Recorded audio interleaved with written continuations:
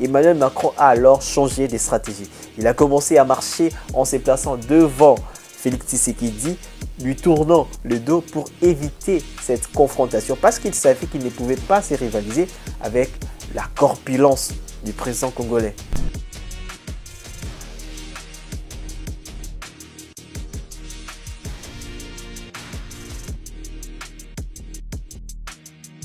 Lorsqu'on parle de la confrontation entre le président congolais Félix Tshisekedi et le président français, beaucoup de personnes pensent à ça.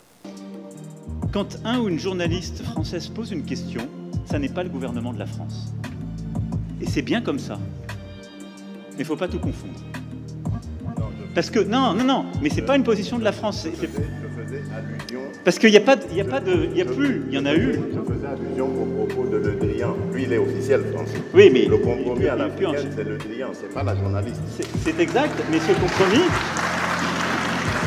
Mais cette formule, Président, on sait d'où elle est sortie et on sait le contexte électoral. Non, mais on sait le contexte électoral. Et il n'y avait pas de caractère de mépris dans la formule de Jean-Yves Le Drian. À Nairobi, d'ailleurs, grâce à toi, on a pu s'expliquer avec lui. Et la France a beaucoup œuvré. Alors, si vous avez cru que ce jeu de ping-pong entre ces deux chefs de l'État, c'était ça l'affrontement, bien, laissez-moi vous dire que vous vous êtes trompé. Et il est important de noter que le président français, Emmanuel Macron, excelle dans l'art de la communication non verbale. Parce que lorsqu'il rencontre un chef d'État, il a souvent ces gestes de domination. En saluant, il cherche à placer sa main au-dessus de celle de son homologue. Ce qui peut sembler être un geste de salutation ordinaire, mais en réalité, il s'agit d'un rapport de force. En plaçant sa main au-dessus de celle de l'autre, il exprime une certaine supériorité, comme si sa main écrasait celle de son interlocuteur.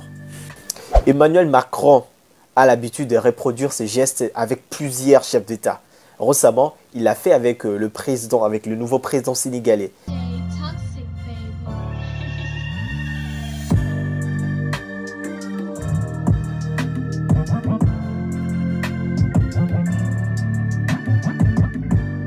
Et dès sa toute première rencontre avec le président congolais Félix Tshisekedi, ici en République démocratique du Congo, Emmanuel Macron a établi ses rapports de force en plaçant sa main au-dessus de celle du président congolais.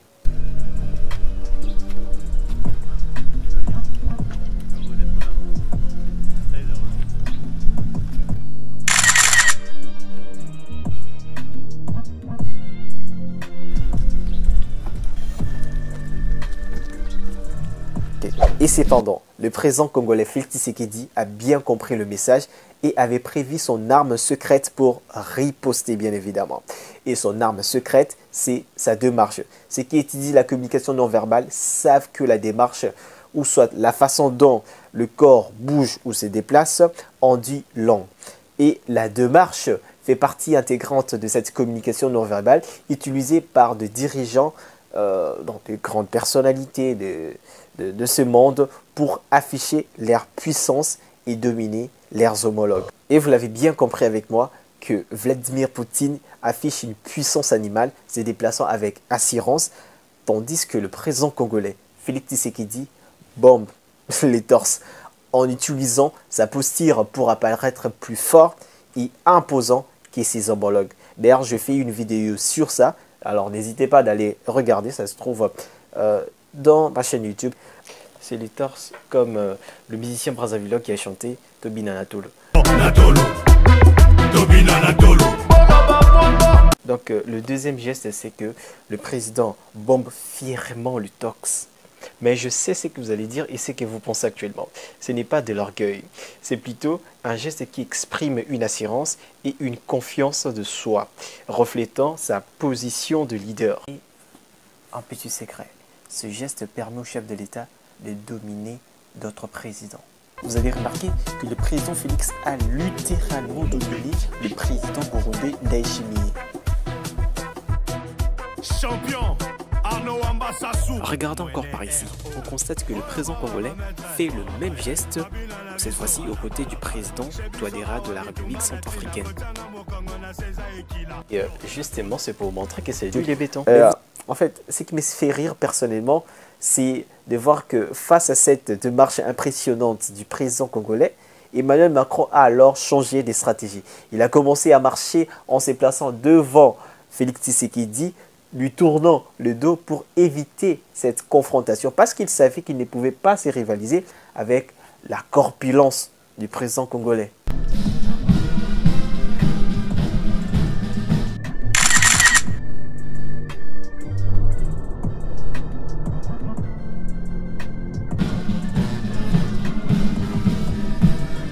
Mais, malgré cela, les deux chefs de l'État ont continué leur affrontement non-verbal, leur salutation relevant clairement qu'aucun d'entre eux souhaitait d'être dominé.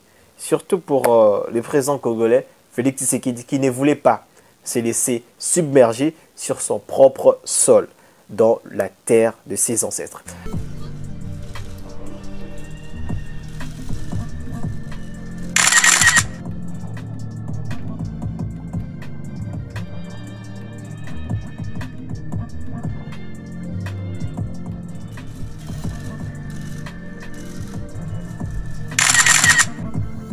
La deuxième technique.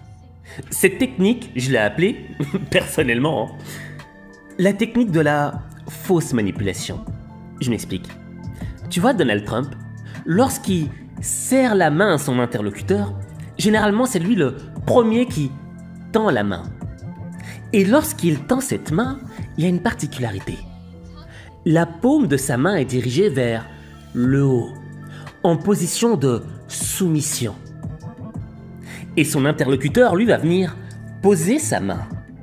Mais une fois que cette main est posée dans une position qui est légèrement inconfortable pour le bras, Donald Trump attrape la main de son interlocuteur et ne la lâche pas et la bouge dans le sens qu'il veut. Et l'interlocuteur, lui, il est surpris et il a du mal à enlever sa main. Et là, quand Donald Trump attrape ta main et qu'il la lâche pas, il va appliquer un deuxième geste de domination. Une petite tape sur la main. C'est bien, t'es gentil. Et ça veut dire quoi? Ça veut dire, c'est moi qui te mange, c'est moi qui te maîtrise. Alors, sois gentil. N'oublie pas que c'est moi le dominant.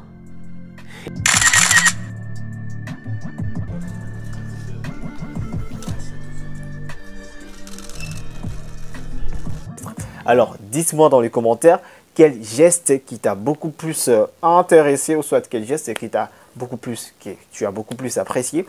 Et il reste encore quoi? Qu'est-ce que je vais encore dire? On se voit demain. Abonnez-vous si vous êtes nouveau à la chaîne et n'hésitez pas à partager la vidéo. Ciao.